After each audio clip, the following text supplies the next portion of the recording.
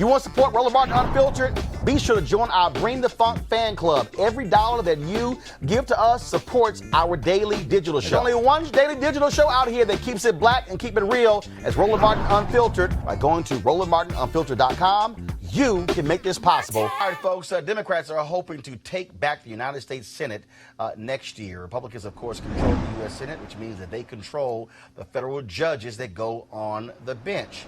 Now, it was a tough row for Democrats in 2018, but Republicans have to now defend a number of seats, and one of those is the seat of Thom Tillis in North Carolina. Well, State Senator Erica Smith, she says she wants to be the person who can take that seat back, and she joins us right now. First and foremost, glad to have you here. Glad to be here, Roland. All right, so when we talk about this campaign here, we talk about facing Senator Tillis. One of the things that jumps out, we've had Reverend William Barber on before. Yes. He opposed, under President Barack Obama, 2 black women who could have been on the federal bench. They blocked those 2 sisters. One of them, who was the first black justice on the state Supreme Court. What are you saying to black voters in North Carolina why Tillis needs to be sent packing? Well, number one, Tillis needs to be sent packing because he's merely a political puppet for the POTUS in the White House. And the sad reality is that Tillis is a flip-flopper. He can't make up his mind. Time and time again, as we saw today with the vote on the arms deal to Saudi Arabia and United Arab Emirates, Tillis voted with the president to declare an emergency and also put billions of dollars into funding for Saudi Arabia. And so what he is doing is supporting giving immunity to a country who killed one of our top reporters, Jamal Khashoggi.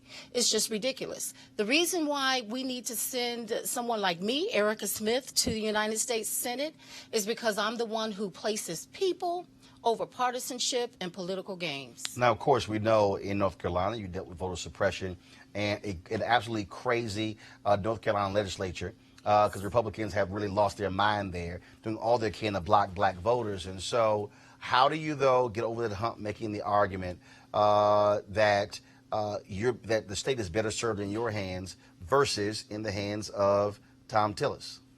Absolutely. Well, first, I'm glad you brought that up because, Roland, what the Supreme Court ruled is that the partisan gerrymandering and the racial gerrymandering was the worst seen. The voter suppression was the worst seen since Jim Crow segregation. And so when you look at Thom Tillis and his leadership, he started out in the House, and he was the Speaker of the House when they led an assault on education, public education. Now, I'm a former engineer, but now I'm an educator, and I know firsthand the damage that Thom Tillis did to our state and to the future security of our state. When we get down to the dynamics of who we need to send to represent us, we need to send someone with integrity, with character, who is about results and not rhetoric. And that's what you get with me, and that's not what we're getting with Thom Tillis. You got to raise a ton of money, obviously, to campaign statewide. What are you projecting that you're going to need to beat Tillis? Well, to beat Tillis, last time when Tillis ran against former Senator Kay Hagan, it was the most expensive race, not only in the state, but in the nation. And it was upwards of $40 million. So I know off the bat I'm going to need to raise $28 million.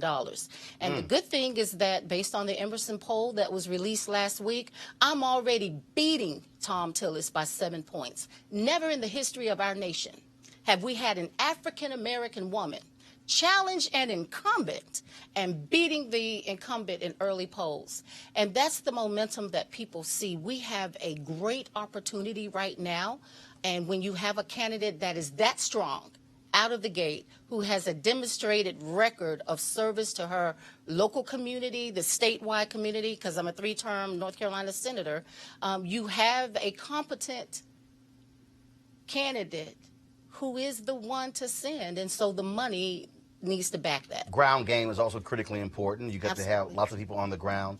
How are you building that? Are you focusing on HBCUs? North Carolina has more HBCUs than any other state in the country.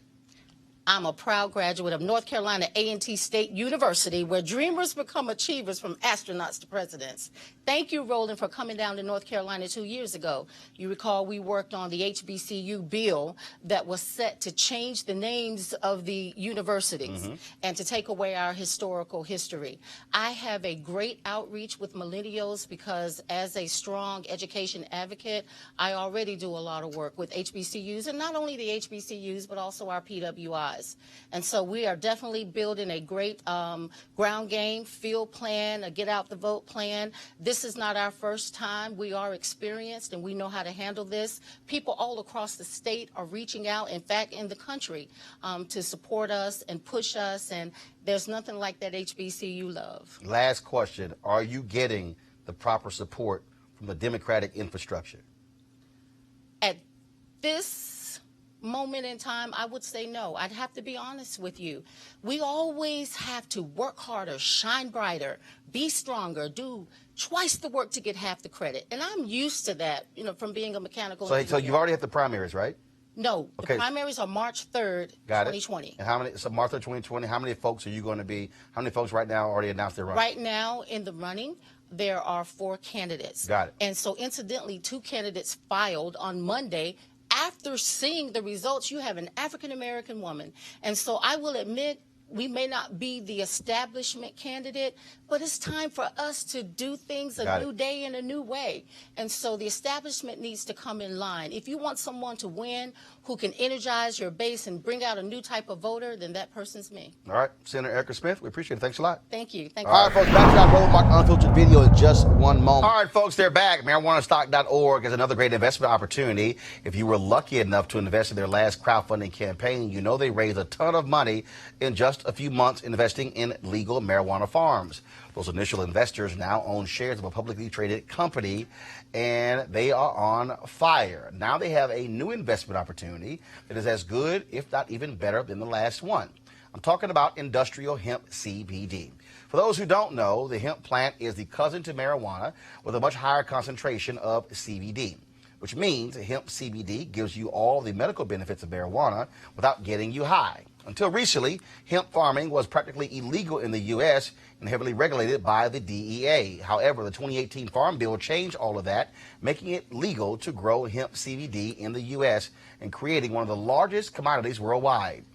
They need land to grow all the plants. Now, this makes for an incredible investment opportunity, and that's where our good friends at 420 Real Estate come in. Their business model is simple. They buy land that supports hemp CBD grow operations and lease it to licensed, high-paying tenants. That's right, they are hemp CBD landlords, and you can get in on the action. You can invest in the crowdfunding campaign for as little as $200 up to $10,000. Like I said, you don't want to miss out on this. To invest, go to marijuanastock.org. That's marijuanastock.org. And yes, this is a black-owned company. So you want to try it and get in the game. Back to the Roland Martin.